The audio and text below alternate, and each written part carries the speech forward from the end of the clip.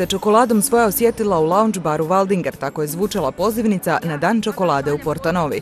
Čokolada se doslovno slijevala u potocima, a za to je postojao i jako dobar razlog. Promocija osječke praline. Želja nam je bila napraviti jednu manifestaciju koja će biti onako zanimljiva jednako koliko djeci, toliko mamama, tatama, bakama, djedovima, svima koji vole čokoladu i uživaju u čokoladi.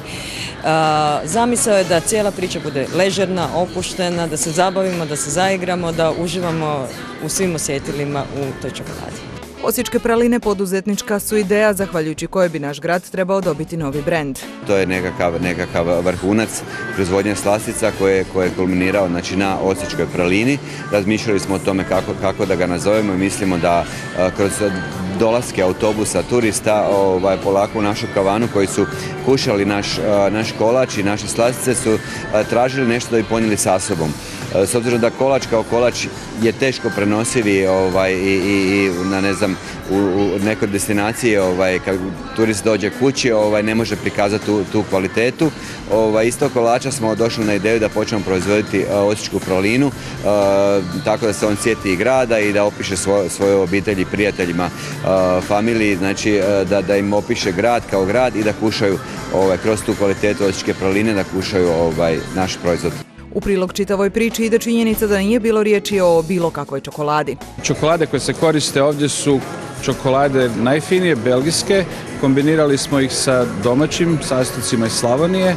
To su čokolade certificiranog porijekla, birane sorte, prirodni sastojci. Želim puno sreće. Nadam se da će ovo dobro uspjeti. Dakle, na neki način možemo reći da je ovo kvaliteta belgijske čokolade na esekerski način. Ovo je kvaliteta belgijske čokolade na esekerski način. Najbolje tradicije sljubljene zajedno, mislim da ćete uživati. Promociju praline sa zadovoljstvom je ugostio trgovački centar Portanova, čiji je direktor pralini poželio puno uspjeha u osvajanju nepca. Uz želju da manifestacija Dan čokolade postane Dan čokolade u doglednoj budućnosti i da jednostavno osječka pralina obogati gastro ponudu grada Osijeka, gastro-slovenijsku ponudu grada Osijeka i na isti način kako je Waldinger obogatio ponudu shopping centra Portanova. Dakle, sve najbolje i palac gore. Zaživili pralina doista kao brend i novi suvenir grada na Dravi, turisti će iz Osijeka nositi doslovno slatke uspomene. Može se poslati ili ponijeti iz grada na Dravi kao jedan lijep suvenir i uspomena. Stoga se nadam da ćemo i kroz ovu suradnju obogatiti i onu nekakvu turističku vrećicu koja čini brendove Osijeka i da će to i osječka pralina vremenom postati.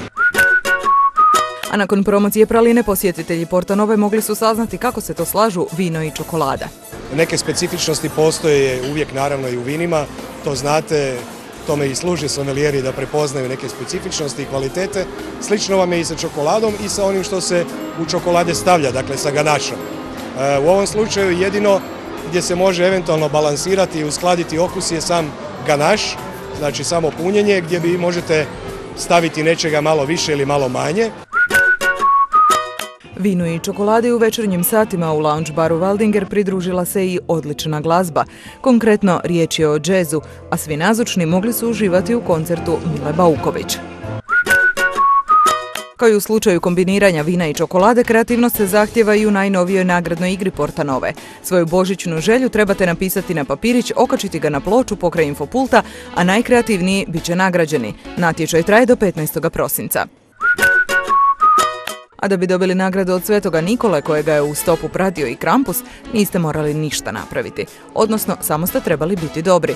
Ovaj dvojac prošetao je Portanovom u subotu popodne kako bi se družio s najmanjim Osječanima i usput ih nagradio. No čini se kako djeca ne vjeruju Krampusu ni kada dijeli bombone. Jesi ti bio dobar? Si bio dobar? Evo ti 2 bombončića, odi. Evo, Sveti Nikola će ti dati bombončiće, odi. Svi su se naravno htjeli slikati sa Svetim Nikolom i tako imati dokaz da su doista tijekom ove godine na izmaku bili dobri i zaslužili darove. Nedjeljno prijepodne bilo je rezervirano za predstavu dječjega kazališta koja je poslala snažnu i važnu poruku, kako su osjećaji važniji od materijalnih stvari. Predstava "Ah, ta današnja djeca" govori o bebi koja ne želi izići iz mamina trbuha usprkos svemu što je nude, dok ne čuje 2 magične riječi i predomisli se. A vi sigurno znate koje su. Oni koji su došli u Portanovu u nedjelju popodne nemalo su se iznenadili, pa stigao je djed Božićnjak. Očito je u našem gradu jako puno dobre djece kada je djedica požurio kako bi se idućih 20 dana družio s malim Osječanima i saslušao njihove želje. Nije ga problem pronaći. U Portanovi ima svoju kućicu ispred koje vas čeka svakoga dana od 17 sati.